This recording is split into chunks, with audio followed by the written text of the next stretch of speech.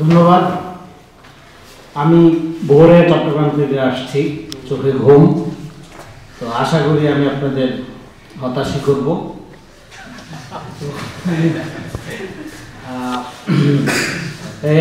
আলোচনা আমাকে ডাকার জন্য এবং যারা আয়োজন করেছে সবাইকে ধন্যবাদ। সিটিজেন ইনিশিয়েটিভে আমার অনেক প্রিয় ছোট ভাইরা আছে, ফলে এইটা আপনার তারা যখন আমাকে বললো তখন আমি আর এটা অ্যাভয়েড করতে পারলাম না। এই জন্য আমার চট্টগ্রামের সফর, আমি গেছিলাম ওটা বিয়ে খাইতে, অর্ধেক খেয়ে চলে আসছি। এটা দুঃখজনক একটি মেজবানি, আসল খাবারটাই খাইনি, মেজবানি। সেটা হবে। তো যাই হোক, এটা জরুরি ছিল। আর শাহবাগের ব্যাপারে এখানে তুষার আলোচনা করলো। তুহিন খান মনে হয় মায়ের পেট থেকে বইরাই রাজনীতি শুরু করছে, অথবা এক হাতে ভিটার ছিল আর এক হাতে মনে হয় পেস্টুল ধরা ছিল। ওরা আমি ছোটবেলা থেকে দেখি, হ্যাঁ টেলিভিশন, মানে একদম ছোটবেলা থেকে দেখি। তো এটা একটা সম্ভাবনারও ব্যাপার যে এরকম লোকজন আমাদের এখানে আছে।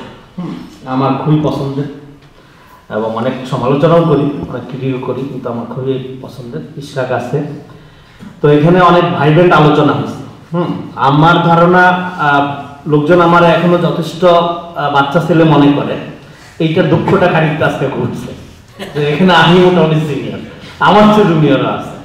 এবং সবচেয়ে ইন্টারেস্টিং ব্যাপার হলো যে আমি যেটার জন্য সারা জীবন চেষ্টা করছি যে আমার জুনিয়র এমন কেউ আসুক যারা ক্রিটিক করে একদম শোয়াই ফেলবে আমার, আবার আমি নতুন করে রিলার্ন করতে পারবো।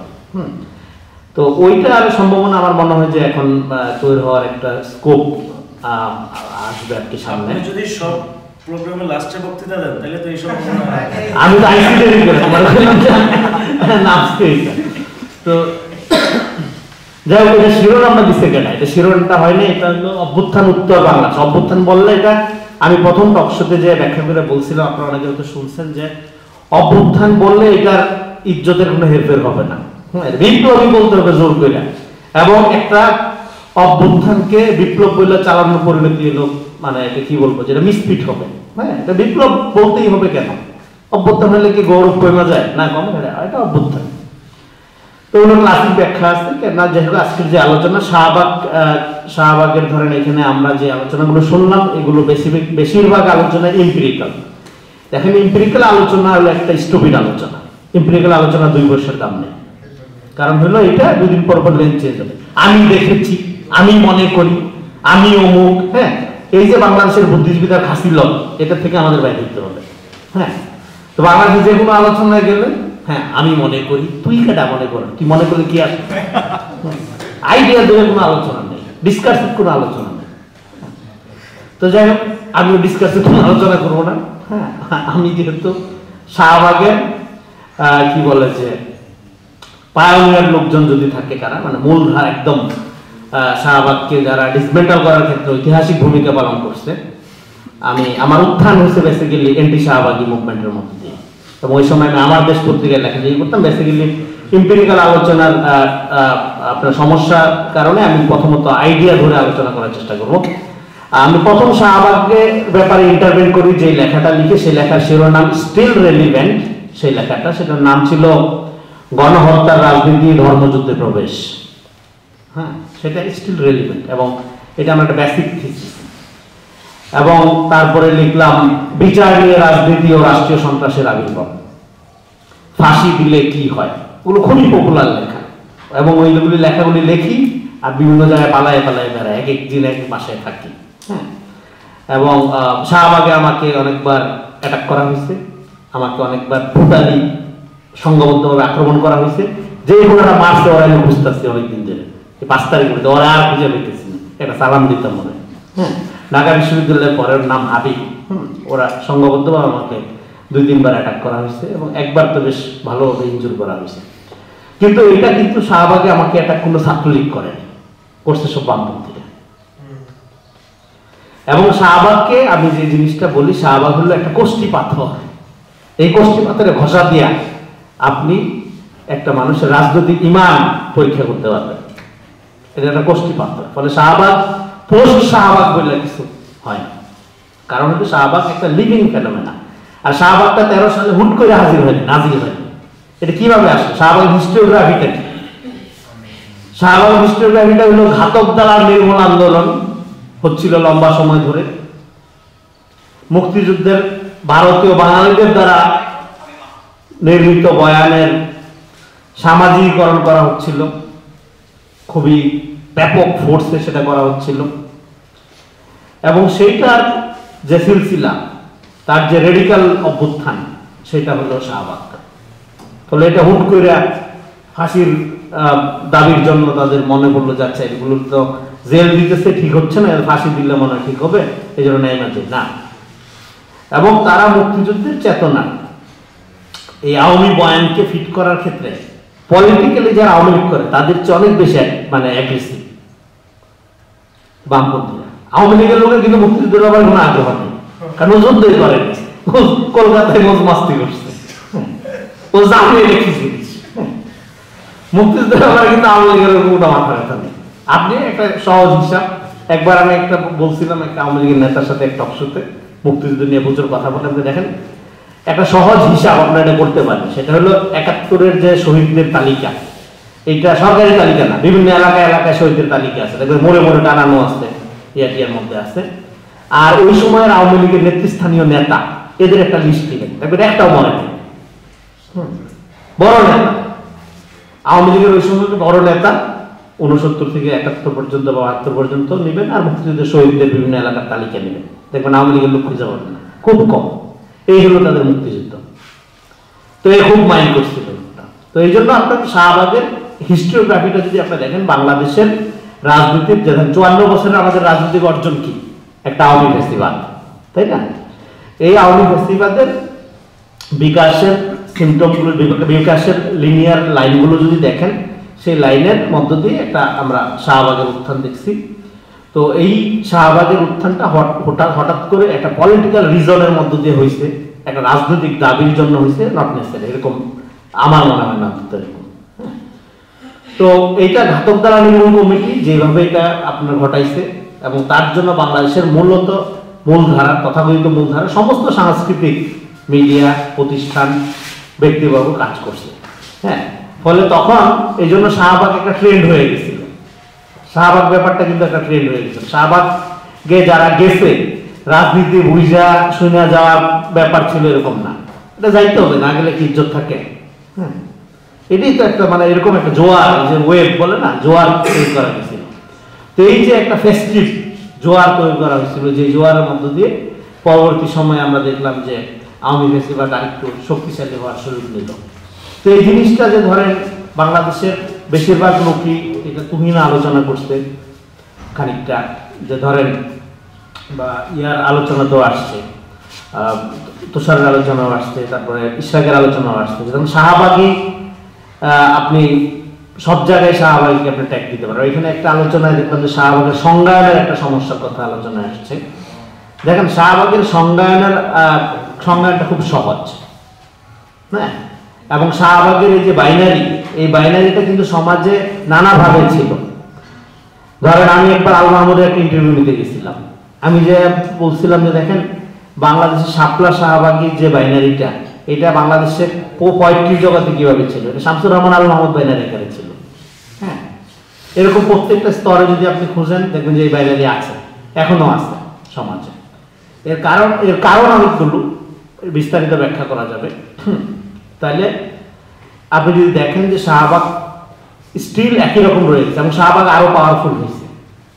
আপনারা শুনলে অবাক হবেন, শাহবাগ আরো পাওয়ারফুল হয়েছে। কারণ হলো বাংলাদেশের ন্যারেটিভ পলিটিক্সের একমাত্র বিকাশ যেটা, এটা শাহবাগী বিকাশ।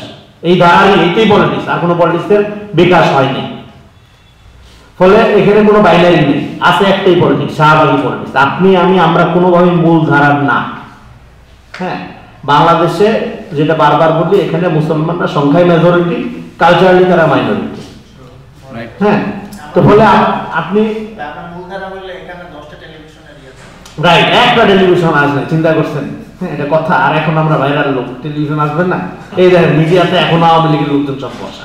হ্যাঁ, তো এটা আপনি ফলে আপনি এখনো শাহবাগী রাজনীতির মধ্যে আছেন, শাহবাগময় একটি বাংলাদেশে আপনি আছেন। হ্যাঁ, তো হ্যাঁ, জুলাই অভ্যুত্থানের এটা বলে আনসার্টেন সুযোগ, যেটা হ্যাঁ আকস্মিক সুযোগের কারণে এখানে আমরা কথাবার্তা বলতে পারতেছি, কিন্তু এটার কোনো গ্যারান্টি নেই। তো আপনার এটার কোনো গ্যারান্টি নেই যে আপনাকে যে কোনো সময় এলিমিনেট করে দেওয়া হবে। আমরা একটা কি বলে ডেঞ্জার জোনের মধ্যে আছি। তো এটাকে বুঝতে পারেন। তো এই যে কষ্টি পাথর শাহবাগ, এই কষ্টি পাথরটাকে আমরা কি আগলায় রাখবো, হ্যাঁ, নাকি এটা জাদুঘরে পাঠাবো? কিন্তু এটা না, এটা ঘরে ঘরে পূজা দেওয়া হচ্ছে এটা। হ্যাঁ, বাংলাদেশে শাহবাগের এই যে বিকাশ বিস্তার, এটা কিভাবে হচ্ছে? শাহবাগের সংজ্ঞায়নটা সহজ, আগে এটা করে দিই। শাহবাগ যেমন ফরহাদ মজার একজন শাহবাগী, কোন সেন্সে? কালচারালি শাহবাগী, পলিটিক্যালি অ্যান্টি শাহবাগী। ফরহাদ মজারের যে কবিতা বিজ্ঞানবাদী, তার যে সরস্বতীকে রাইখা, হ্যাঁ, ভারতীয় বন্ধুত্বের আপনার কি বলে নিদর্শন, অসাম্প্রদায়িকতা প্রমাণের জন্য সরস্বতীর কোলে মাথা রাখার যে প্রবণতা, হ্যাঁ, সেগুলো কি? এবং তার কবিতার অ্যাস্থেটিক যদি চিন্তা করেন, সবই শাহবাগ অ্যাস্থেটিক্স, মানে বাঙালি সংস্কৃতিবাদী ক্যালকেশিয়ান অ্যাস্থেটিক্স। এই যে আরেকজন আমাদের আছে, এই যে আপনার বাচাল এক লোক, সলিমুল্লাহ খান, একটু জেলে থাকার কথা। শাহবাগে যে ভূমিকা রাখছে সে, এরপর তারা জেলে থাকার কথা। জাতীয় বুদ্ধিজীবীর কি জাতীয় দার্শনিক সে, চিন্তা করছেন? সলিমুল্লাহ খানের অ্যাক্টিভিটির কারণে আমার রেকর্ড আছে, আমার কাছে ক্লিপ আছে, টক শোতে সে বললো যখন দেলোয়ার হোসেন সায়েদির আপনার ওই রায়ের প্রতিবাদে যখন মানিকগঞ্জের লোক নামলো, সে ওপেন টক শোতে বলছে যে রাষ্ট্রীয় বল প্রয়োগ করে হলে ওকে থামাইতে হবে। তারপরে এখানে গুলি করে 27 জন লোককে মারা হয়েছে। তাহলে এই হত্যার দায় কেন হবে না তার? কিন্তু যারা পলিটিক্যালি ভিকটিম, এরা মাথায় তুলে আছে। আসছে একটা জ্ঞানী লোক, প্রচুর জ্ঞানী লোক, কথা বলে ইরান তুরান লাকা ফাঁকা। সলিমুল্লাহ খান একটা পিওর স্টুপিড এবং 100% বন্ড। হ্যাঁ, এই সমস্ত লোকজন হলো আজকে জাতির বিবেক, বাংলাদেশের বুদ্ধিজীবিতা। হ্যাঁ, এই জাতির মানে এই জাতি যে আজকে পর্যন্ত এতটাই দুর্ভাগা, এর কারণ হলো আমাদের বুদ্ধিজীবিতা এবং আমাদের পাবলিক স্টুপিডিটি। যাদেরকে পাড়ানো উচিত তাদেরকে আমরা মাথায় তুলে নাচ্ছি, আর যাদেরকে মাথায় তুলে নাচা উচিত তাদেরকে আমরা গুরুত্ব দিই। এই যে একটা পপুলিজমের জোয়ারের মধ্য দিয়ে আমরা চালিত হই। হ্যাঁ, মুখরোচক কথাবার্তা, জ্ঞান চর্চা করা গিয়ে ফুর্তি বাজার জায়গা, মুখরোচক কিছু কথাবার্তা বলে, হ্যাঁ, যেগুলো কোনো এসেন্স নেই। সেই যে লাকা করে, লাকানিয়ান স্টাডিজের প্রাইমারি মেম্বারশিপ দিবে, তাদের লাকা থাকবে, তারা জুতা দিয়ে ক্লাস থেকে বের করে দিচ্ছে। এগুলো আমরা পার্সোনাল আড্ডার মতো করে বলতেছি, মিডিয়া নাই, এই জন্য এই সুযোগ এগুলো বলতেছি। তাহলে সাধারণত পাবলিক ফোরামে যেন আলোচনা করা যায়, বেশিরভাগই আর পরিচিত ভাই বাতার এই জন্য বলতেছি। থাকতে পারেন, অসুবিধা নেই। তো যাই হোক, আমি একটু স্মৃতিচারণের মধ্যে চলে যাই, যেহেতু সবার শেষের বক্তা এবং মুরব্বী বানাই দিচ্ছে ওরা। ওই সময় আমি চিন্তা পাঠচক্র ফরহাদ মজারে যেটা, ওইটার আমি আপনার এক ধরনের কোঅর্ডিনেশনের দায়িত্বে ছিলাম। কারণ ওটা যে চালাইতো মুস্তাহিন জহির, তুমি এখন তখন জহির ভাই এমন একটা এনজিও মাস্টার্সের জন্য কোরিয়া চলে গেছিল। তো ওই সময় ফরহাদ ভাই ছিল কুম্ভের মেলায়। তো আমরা বসতেছিলাম। তো আমি ওই দিন যেদিন শাহবাগে প্রথম জামায়াতটা হয়, ওই দিন আমি বাংলা মোটরে আমার এক বড় ভাইয়ের বাসায় ঘুমাইতেছিলাম। তো হালকাও শুনে আমি সকালবেলা লুঙ্গি পরে ব্রাশ করতে করতে রিক্সা নিয়ে আসছি ওই বাংলা মোটর থেকে। আইসা থেকে এখানে ঢোল হারমোনিয়াম টারমোনিয়াম গান গাইতেছি। তো আমি রিক্সা থেকে নামি নেই, পরে ওই রিক্সা ঘুরে আবার বাসায় চলে গেছি। বাসায় চলে যে ব্রাশ ট্রাশ করে ফ্রেশ হয়ে ব্রেকফাস্ট বানাইয়া প্রথম যে পোস্টটা দিলাম সেটা ছিল আপনার এই যে ঢোল তবলা হারমোনির মধ্য দিয়ে শাহবাগে গণবিরোধী সাংস্কৃতিক মজমা। শাহবাগ সম্পর্কে আমার প্রথম যে পজিশন, প্রথম দিন যেটা ছিল, আজকেও একই পজিশন। এটা আল্লাহর মধ্যে চেঞ্জ করার দরকার হয়নি। তো তারপরে আপনার পরে বৃহস্পতিবার আমাদের যে মজমা বসে, চিন্তা পাঠচক্রের আসর বসতো। তো গেলাম, যাওয়ার পরে এখানে আলোচনা হইলো কিভাবে কি করা যায়। তখন আমার দেশের সাথে আমরা সংযুক্ত, খমিনি ভাই ছিল তখন, খমিনি এসেন আমার দেশের পাঠক মেলা দেখে।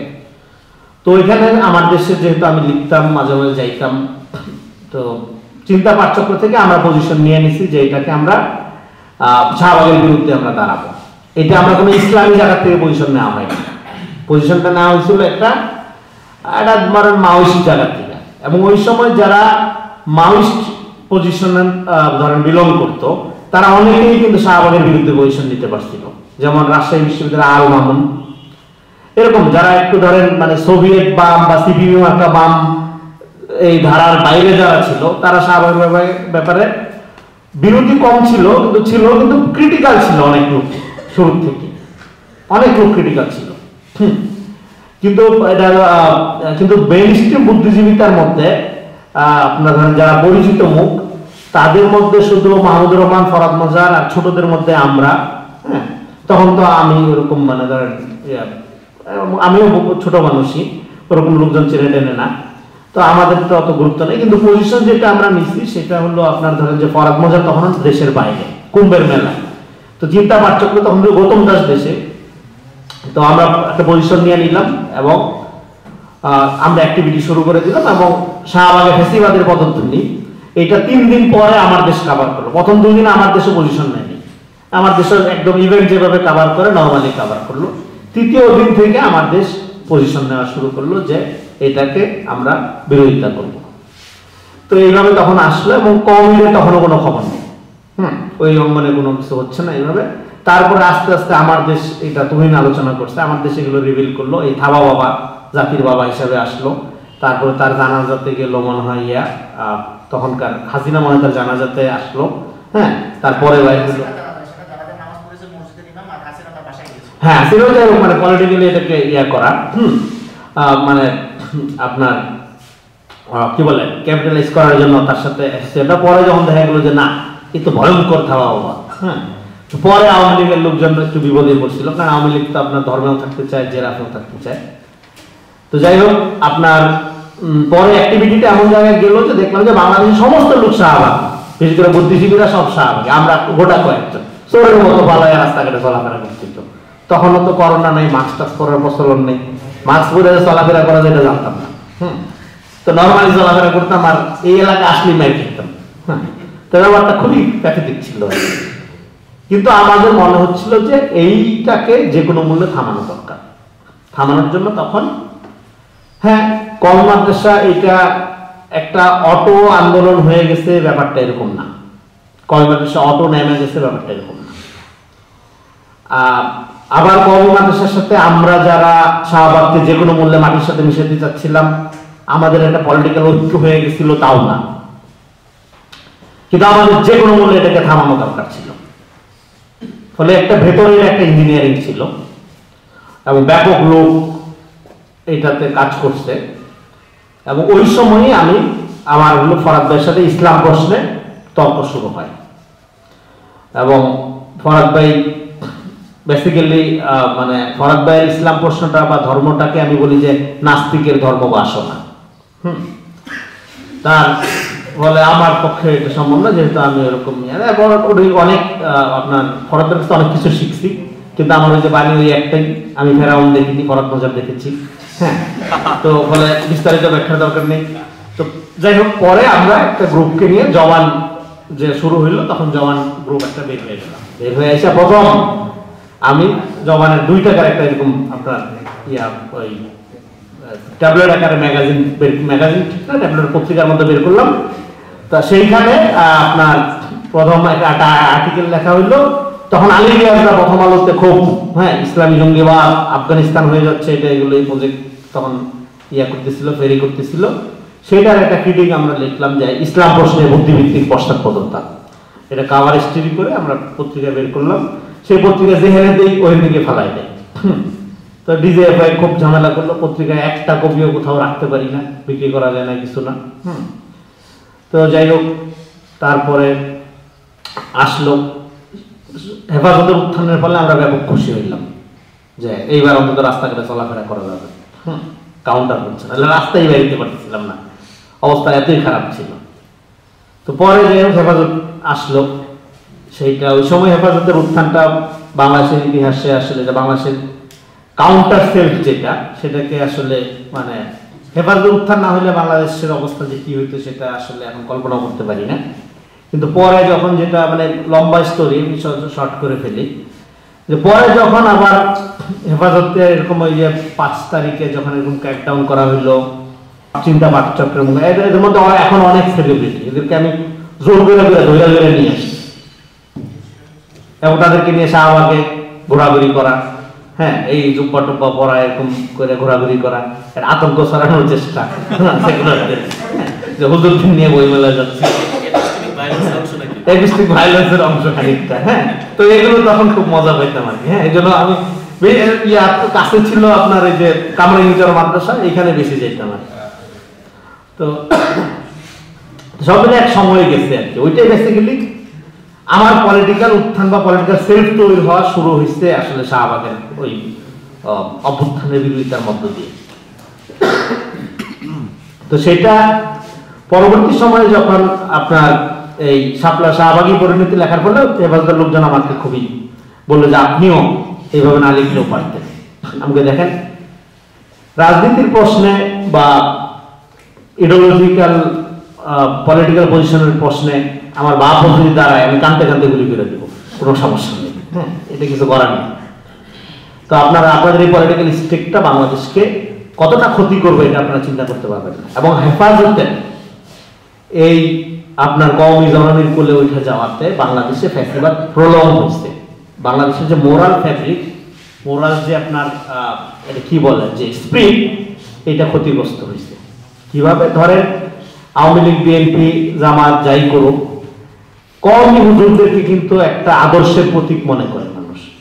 একটা মেম্বার গম চুরি করে, কিন্তু রাতের বেলা হুজুরের কাছে যায় মাপ চায়, দোয়া টোয়া আনে, পানি পড়াই না খায়। হ্যাঁ, ও যখন দেখছে যে এই হুজুর রেলের জমি খায়, এই হুজুর হাসিনার গুণগান গায়, তাহলে আমার আর ভালো থাকার দরকার নেই। ওর তো ভালো থাকার কোনো দরকার নাই। ফলে মোরাল এজেন্সি কলাপস করছে হেফাজতের কলাপসের মধ্য দিয়ে, এবং সেইটা ফ্যাসিবাদের একটা সামাজিকরণ ঘটাইছে।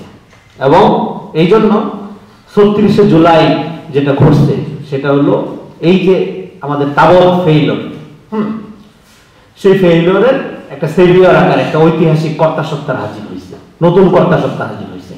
এবং এই নতুন কর্তা সত্তাকে কোনো পলিটিক্যাল পার্টি আপনার এখনো পর্যন্ত ওই খাতি যেটা ইজ্জত করা দরকার সেটা করতেছে না। যে যার মতো ধান্দা নিয়ে ব্যস্ত সমস্ত পলিটিক্যাল পার্টি। এই জেনজি দেখেন, জেনজি কেন জাতির পিতা? কারণ ও একা আপনার ইয়া না, বলে নাই অমুক হিরো তমুক হিরো, গোটা জেনারেশনকে সে হিরো বলছে। এই যে কালেকটিভ সাবজেক্টিভিটি, এটা ধরলে বাংলাদেশ দাঁড়ায় যায়, তা না। একটা মুক্ত পুরুষ বের করলাম, একটা মাস্টার মাইন্ড বের করলাম। হ্যাঁ, এই কথা হলো আওয়ামী প্রবণতা। এবং জুলাইকে এমন ভাবে ন্যারেট করা শুরু হচ্ছে, ঠিক কলকাতা সোনাগাছি ফ্রন্টের মুক্তিযোদ্ধারা যেভাবে মুক্তিযুদ্ধকে ন্যারেট করছে, ঠিক সেইভাবে এখন জুলাইকে ন্যারেট করা হচ্ছে।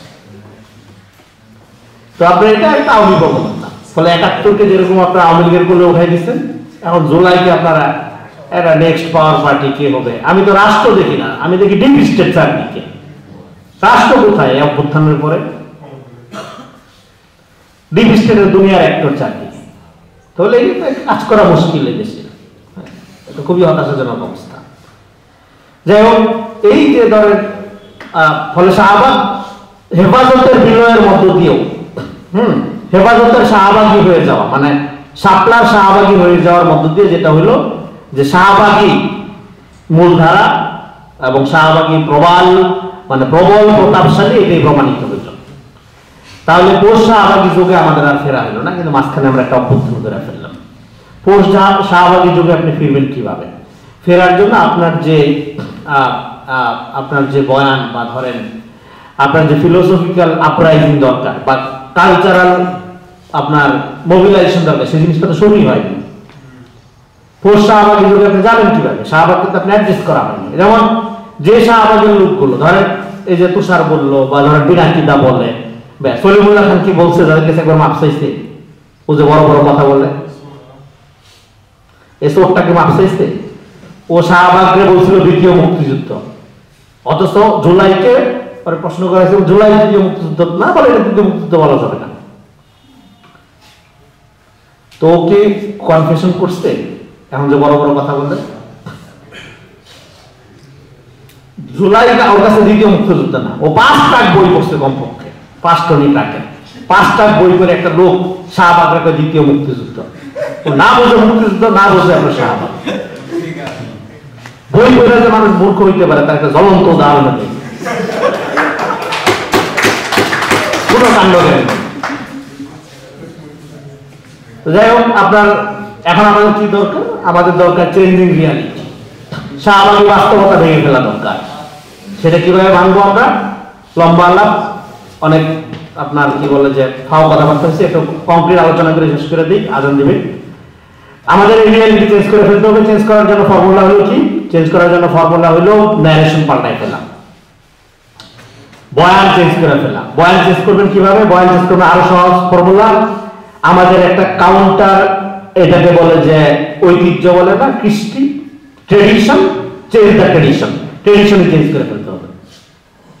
এটা একদিনের কাজ না, কিন্তু আমরা যে ট্রেডিশনের মধ্যে আছি, যে ন্যারেশনের মধ্যে আছি, এটা শাহবাগী ন্যারেশন, শাহবাগী ট্রেডিশন মানে ফ্যাসিবাদী ন্যারেশন, এটাকে চেঞ্জ করে ফেলতে হবে। এটা চেঞ্জ করার জন্য তাহলে changing the tradition, tradition change করার জন্য আমাদের সর্বপ্রথম শুরু করতে হবে থিওরিটিক্যাল ভায়োলেন্স। এই যে আমাদের হিস্ট্রিক্যাল কোর্স 47 থেকে শুরু করে 71, 90, এই পুরো কোর্সগুলোকে ডায়াগনোসিস করতে হবে, করে এগুলোকে রেস্কিউ করতে হবে। জুলাই অভ্যুত্থানের একটা বড় দায়িত্ব কি? বড় দায়িত্ব কিন্তু আপনার পুরো ইতিহাসের যে প্রকল্প, এই যে আওয়ামী প্রকল্প, শাহবাগী প্রকল্প, এটাকে রেস্কিউ করা। এটা নট অনলি আপনার 71, পুরা জনগোষ্ঠীর কমিটি, একটা পলিটি বানাবেন, তাই না? কমিউনিটি করবেন, তো কমিউনিটি করে এটাকে রেস্কিউ করা। এবং এইটা দেখেন, আরেকটা ব্যাপার এখানে মিস করা হয়েছে, সেটা হলো যে এই অভ্যুত্থানটা কি ছিল? এই অভ্যুত্থানটা ছিল একটা ডানপন্থী অভ্যুত্থান। এই অভ্যুত্থানে যে বলে যে শাহবাগীরা ছিল, নো, এই অভ্যুত্থানে কোনো শাহবাগী ছিল না। কোন শাহবাগীকে এখনো মানুষ রাজি হবে এই কথা বলতে যে আমি কে, তুমি কে, রাজাকার রাজাকার? ওর কোন যে আপনি না যাবে এই কথা বলতে, ও মানবে, জীবনও মানবে না। কিন্তু এখানে আওয়ামী মুক্তিযুদ্ধের বয়ানের বিপক্ষে একটা অভ্যুত্থান হয়েছে। ওই দিন রাতের বেলা যদি ছেলেমেয়েরা না নামতো হাসিনা ওই নাটকের পরে, হ্যাঁ, তুমি কি আমি কে, রাজাকার না বলে মোমেন্টটা তৈরি হয় না। হাসিনা তো ম্যানেজ করার জন্য চূড়ান্ত রিহার্সাল দিয়ে ফেলছিল, মনে করছিল এই কালো শাড়িতে মোটামুটি সব ঢেকে দিবে, হ্যাঁ। কিন্তু যখন এটা খাইলো না, তুমি কি আমি কে, রাজাকার বলে যখন নামলো, দেখেন, এবং তখন আওয়ামী লীগের তার যে স্পিরিট, সেটা কি? মুক্তিযুদ্ধের এই যে চেতনা, এই চেতনার বিরুদ্ধে যখন দাঁড়াই গেল, আওয়ামী লীগের মনোবল ভেঙে গেল। এরপরে সে মিলিটারি চেষ্টা করছে, ওয়েপন ব্যবহার করে যতক্ষণ থাকা যায় থাকার চেষ্টা করছে, কিন্তু আওয়ামী লীগের সিম্বলিক পরাজয় হয়ে গেছে যখন সে তার স্পিডটা দিয়ে আর কন্ট্রোল করতে ব্যর্থ হয়েছে। তার মুক্তিযুদ্ধের চেতনা কেউ খায় না, রাজাকার রাজাকার এই সজ্জা, কি করবে? ওর ব্যাকফুটে যাওয়া ছাড়া আর কোনো পথ নেই। সেইটা হলো তার পতনের আপনার প্রথম মাইলস্টোন, প্রথম আপনার প্যাকটা মারা হয়েছে এই বয়ানের মধ্য দিয়ে। ফলে এদের ক্যারেক্টারিস্টিক্যালি এইটাকে আপনি ডানপন্থী অভ্যুত্থান বলতে পারেন। তাহলে এখন ডানপন্থা মানে হলো ওয়েস্টে বলা হয় ফ্যাসিবাদের সাথে লিঙ্ক একটা ব্যাপার। বাংলাদেশের ডানপন্থা ওই উল্টাটা। এখানকার ডানপন্থা মুসলিম, এটা ফ্যাসিবাদের বিরুদ্ধে সংগ্রাম করতেছে কত বছর ধরে। তাহলে আমাদের কি করতে হবে? তাহলে আমাদের একটা নন ফ্যাসিস্ট রাইট উইং পলিটিক্স করতে হবে। শাহবাগকে কিভাবে, আমি বললাম না কিভাবে আপনি শাহবাগকে ডিল করবেন বা পোস্ট শাহবাগী পিরিয়ডে যাবেন হলো আপনাকে ডানপন্থী পলিটিক্স করতে হবে আপনাকে, আনফরচুনেটলি। হ্যাঁ, আর এছাড়া আর কোনো অপশন নেই। এবং সেটা যেহেতু আমরা রাষ্ট্র করবো, এই জন্য আমাদের ইডিওলজি থাকবে সমাজে, রাষ্ট্র হবে ভ্যালু বেসড। হ্যাঁ, শাহবাগীদের দাবি কি? শাহবাগীর দাবি কিন্তু খুব সামান্য, দাবি হলো কালচারাল। সে একটু রবীন্দ্রনাথের গান গাবে, একটু আপনার ওই হাতা কাটা ব্লাউজ পরবে, ঠিক পরবে, ছবি হাটা দিলে কোনকে টান দেবে, সামান্য দাবি। মাত্র সমস্যা কি আপনার? সকালে করে আসবে ভাই, শীতের যন্ত্রণা, শীতকাল। তো শাহবাগের দাবি কিন্তু কালচারাল দাবি, এটা দিতে কোনো সমস্যা নেই। এবং বাংলাদেশে আরেকটা জিনিস সমস্যা কি, বাংলাদেশের রিয়েকশনারি ফোর্স কার? আপনারা জানেন বাংলাদেশের রিয়েকশনারি ফোর্স হলো সো কল্ড এনলাইটেড সেকুলার শাহবাগী ধারাটাই হলো রিয়েকশনারি ধারা। আপনি কেন সে রিয়েকশনারি? আপনি দেখেন যে ধরেন এখানকার এটা মুসলিম মেজরিটি দেশ আমরা বলি, এই সেই, কিন্তু মুসলমানদের সহ্য ক্ষমতা দেখেন চিন্ময় দাসের ঘটনা পরে দেখা গেছে। হ্যাঁ, আপনি এই ঘটনাটা যদি আপনাদের একটা হিন্দুর ক্ষেত্রে, হিন্দু কমিউনিটির ক্ষেত্রে ঘটতো, তাহলে তখন আপনি বুঝতেন যে আসলেই আপনার টলারেন্স লেভেল কোন কমিউনিটির কতখানি। তো বাংলাদেশের রিঅ্যাকশনারি ফোর্স হলো বেসিক্যালি এখানকার এই শাহবাগী সোকল সেকুলার ফোর্সটা রিঅ্যাকশনারি। তার দাবিটা হলো সামান্য, সে গান গাবে, গাঁজা খাবে, নিজের মতো চলবে, দুই চারটা গার্লফ্রেন্ড রাখবে, একটু মদ খাবে, এর জন্য সে একটা গোটা কমিউনিটিকে ইডিওলজিক্যালি পলিটিক্যালি সে ক্যাপচার করে রাখবে। তার কিন্তু কোনো পলিটিক্যাল উইল নেই। পলিটিক্যাল উইল থাকলে সে ফ্যাসিবাদ করতো না। আমার পয়েন্টটা বুঝছেন? তার কিন্তু পলিটিক্যাল উইল নেই। সিবিডির কি কোনো পলিটিক্যাল উইল আছে? এটা কি জীবন পর্যন্ত ক্ষমতা নিতে পারবে? নিলে এই রাজনীতি করতো সে। এন্টি পিপল পলিটিক্স করে তারা। তার মানে তার দাবি হলো কালচারাল দাবি, এবং সেই কালচারটা কি তার এবং তার বান্ধবী এবং তার আমাদের ভাই বোন। এর সাথে বাংলাদেশের আপামর জনতার কোনো সম্পর্ক নেই, গ্রামগঞ্জের তো নাই। এই কতগুলো আরবান এরিয়া কিন্তু তার একটা ক্লাব মানে তার একটা অ্যাসোসিয়েশন নিজের মতো করে। তো এইটা সে চায়, এবং এইটার এই সামান্য দাবির জন্য একটা গোটা কমিউনিটিকে সে পলিটিক্যালি বরাবর করে রাখতেছে। ইন্ডিয়া দ্বারা সে শাসন করতেছে, সে ক্ষতি দুই দিক থেকে করতেছে। সে নিজের পলিটিক্যাল বিকাশও হতে দিচ্ছে না, আপনারও মুক্তি দিচ্ছে না, এবং একটা বিদেশি শক্তি দ্বারা আপনাকে সে শাসন করতেছে। তো এর চেয়ে রিঅ্যাকশনারি ফোর্স আর হয় নাকি? কিন্তু ও আইডেন্টিফাই করে, যেহেতু ওর কাছে এনলাইটেনমেন্টের একটা বয়ান আছে, ওর কাছে আধুনিকতা মানে হলো আগায় থাকা, প্রগতিশীলতা। এই জন্য আপনার রিলিজিয়াস কোনো সিম্বল থাকলে ও আপনাকে বলতেছে রিঅ্যাকশনারি। কিন্তু বেসিক্যালি রিঅ্যাকশনারি ও টুপিদারি সহ্য করতে পারে না। ও ইসলামী শরীয়তের পরিভাষায় কেউ কথা বললে লোকটাকে মনে করে মূর্খ, মধ্যযুগ থেকে উঠে আসছে। হ্যাঁ, কিন্তু ও যদি প্রমিত চৌস্ত বাংলায় কথা বলে, রবীন্দ্রনাথের আদো আদো কাদো কাদো বলে, বা কত বড় জ্ঞানী।